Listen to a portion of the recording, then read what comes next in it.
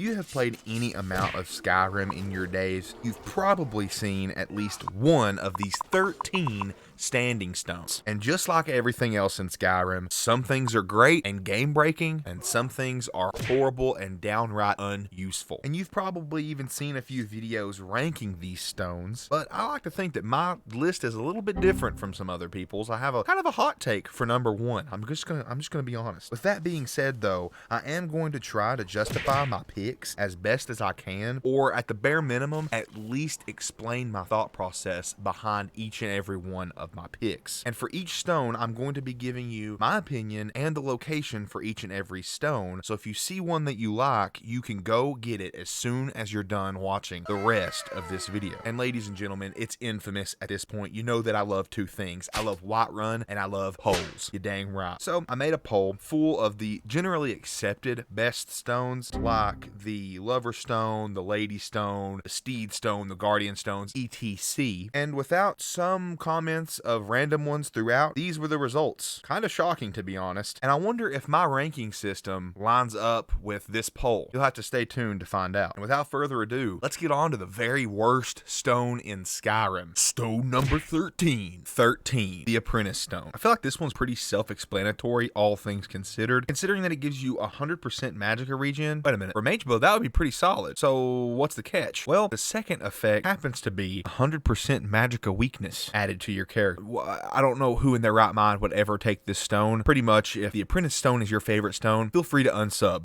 Number 12, the Atronach Stone. This one really isn't that bad, I'll be completely honest. However, if any of them have a negative side effect, I always put them toward the bottom for me, just automatically, because, you know, why have a bad side effect when you could just, you know, not have a bad side effect? Anyway, that being said, this stone gives you 50 plus magicka, 50 plus spell absorption, but it gives you that negative 50% magicka regen. Not a big negative side, but still, nonetheless, a negative side. If the Atronach Stone is your favorite, well, you're probably the type of guy to hold your nose when you jump in the pool, and that's just sad. Number 11, the Tower Stone. This gives you a chance to automatically unlock expert or lower locks, and I really don't know why you would pick this one, considering lockpicking isn't hard, and I kind of enjoy it. So if I had one word to describe the Tower Stone, it would be underwhelming or useless. If the Tower Stone is your favorite, you pick things that are in the middle of the road just to be different, just to avoid being basic, and I don't like people like that. Number 10, the Shadow Stone. Go invisible once a day, okay? This just seems like someone would pick this because they don't understand or know how broken sneak is in this game. That being said, if your favorite is the Shadow Stone, you probably roleplay so hardcore that you probably actually dip your arrows in the frostbite venom that you get.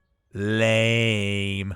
Number 9, the Ritual Stone. This stone is pretty decent in certain situations. It allows you to revive fallen comrades, fallen allies, and let's all be honest. Let's just move this out of the way. If the Ritual Stone is your favorite, then your favorite weapon has to be the ebony blade. Obviously, no other reason to pick this stone. Stone number 8, the Lord Stone. This stone can be really, really helpful if you main a Breton. If your favorite is Breton and you always pick a Breton, go with this stone. So you can have that sweet, sweet extra 25% magicka resistance, or magic resistance, my bad. On top of the racial bonus of the other 25% magic resistance, you already automatically are 50% resistant to all magic. If you like the Lord Stone, then you're most likely a pretty cool guy or gal, and I would probably share a Diet Coke with you. Next stone. So if you're like me at all, you're probably thinking, man, I wish that I had multiple of these stones, not just one. I wish I could have two. Well, never fear. Once again, Senpai Jake saves the day. Stay tuned to the end of this video. I'm going to have a link for a playlist where I do the quest called the Ethereum Wars, and that is going to allow you to pick one of 3 rewards, the best one being the Ethereal Crown. I'm going to show you every single step there. And the Ethereal Crown, obviously, I wouldn't mention it if it didn't, allows you to have 2 standing stones. So if you wanted to pair one like the Guardian Stone and the Lover Stone, you could have 35% XP for certain skills. But that's in that video. We're going to continue with this video. Let's get on to the next stone, and boy, we're starting to get to the good ones. Stone number 7, the Serpent Stone. If you played Skyrim for any amount of time, you'll know how broken it is to be able to paralyze your opponents, whether that be a weapon effect or a shout or a standing stone. Now, once a day, you're going to be able to activate paralysis. I believe it paralyzes someone for somewhere in the realm of 5 to 10 seconds, and this is absolutely broken. And if this stone is your favorite, then you're probably a legendary player who literally cannot kill a skeever without cheesing them with paralysis. Let's move on to stone number 6. Stone number 6. I can already hear the angry keyboards firing up right now. But number 6 is the Lover Stone. Holy cow, he just did it. You're thinking, no, he did not. I'm saying, yes, I did. Listen, I love it. I love the stone. It gives you that 15% extra experience to all skills. But first off, other stones do it better. Mathematically, statistically do it better. And honestly, I hardly ever use it because if I'm grinding a specific skill, then I'm going to use different ones. And the only time I'd ever use it is on top of the other ones that are better than this one. If that makes any sense. And if you think this stone is the best, then your favorite shoes are probably Air Force Ones, and you think Lizzie Doon is your favorite gymnast. Basic. Or number 5, the Lady Stone. A modest but fantastic power of 25% health and stamina regen. Simple and useful. I love it. The passive bonuses in Skyrim make the game for me. I love stacking up multiple upon multiple upon multiple different kinds of effects and making my guy OP.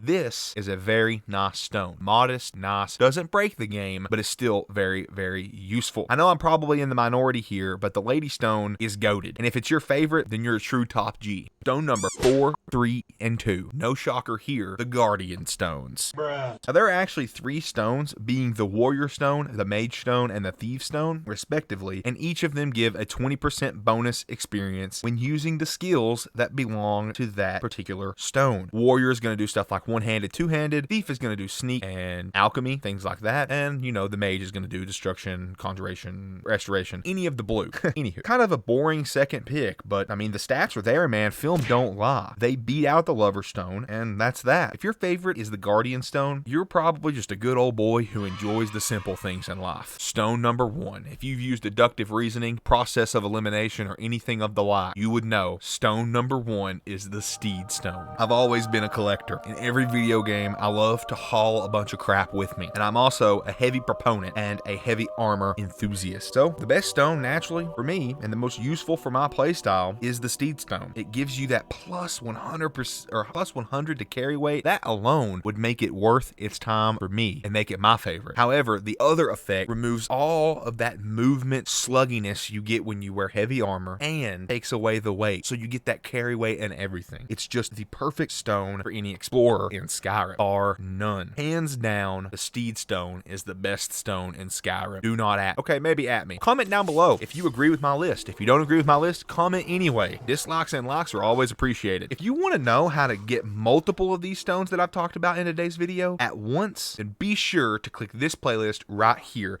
It's going to show you how to get the Ethereal Crown. Anyway, thank you all so much for watching. I truly appreciate the support here on the channel lately. I hope you guys enjoyed the video. Hopefully next week or the week after next, we're going to do discovering all locations in Skyrim. That should be pretty fun. Anyway, guys, don't forget to read your Bibles. Don't forget to pray. Go down to the bottom of the description and read the verse of the video. It's a little devotional thing that I do for you guys. Hope you guys enjoy it. But above all else, have a blessed day, and thank you for your time. Peace out.